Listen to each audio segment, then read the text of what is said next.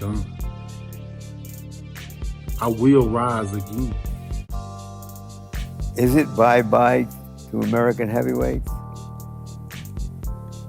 Is Deontay Wilder the last great, if you'll pardon the expression, black hope?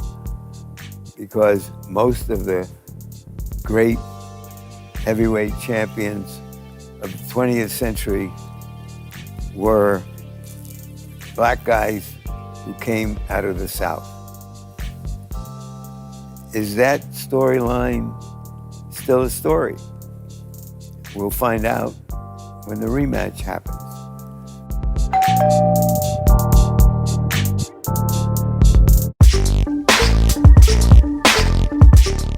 Mikey Garcia made his debut in the zone tonight. His second fight at 147 against Jesse Vargas. Mikey Garcia weighed in 145 3/4.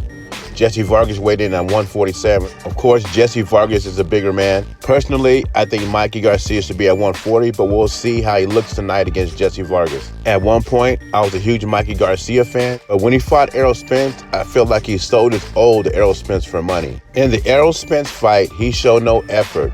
I mean, I wouldn't mind if he lose. I mean, he's first fight at 147, and that's another question I have. Why did you take a fight at 147 before taking a tune-up and get acclimated at the weight? It just seems like the PBC paid him for his O, and he fought Errol Spence and lost to build Errol Spence's profile up. Now, let's talk about the fight between Vargas and Mikey Garcia. The first 4 rounds, I had Vargas winning. At the end of the 4th round, Mikey was starting to come on and fighting at home for that right hand. In the 5th round, Mikey gets Jesse Vargas hurt, lands a right hand and dropped him. After the knockdown, Mikey Garcia took over the fight. In the 7th round, he had Vargas hurt again with a right hand. For some reason, Vargas had no defense for that right hand tonight. At this point, Vargas was looking very beat up. I'm surprised it went 12 rounds. I thought he was on his way out, but he showed how tough he was. He did survive. Mikey Garcia went to 12-round decision over Jesse Vargas.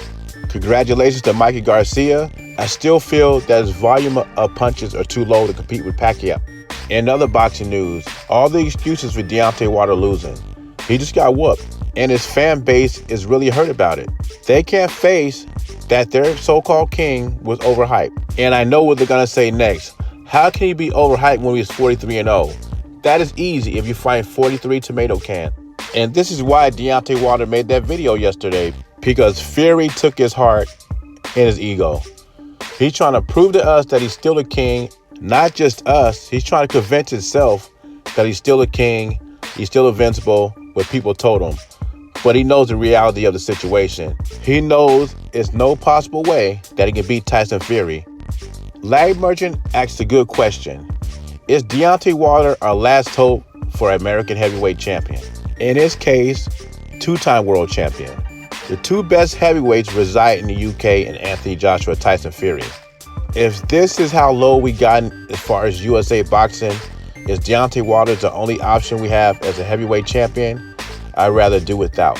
Leave your comments and thoughts below. Jay Beasy, subscribe to the channel. I'm gone.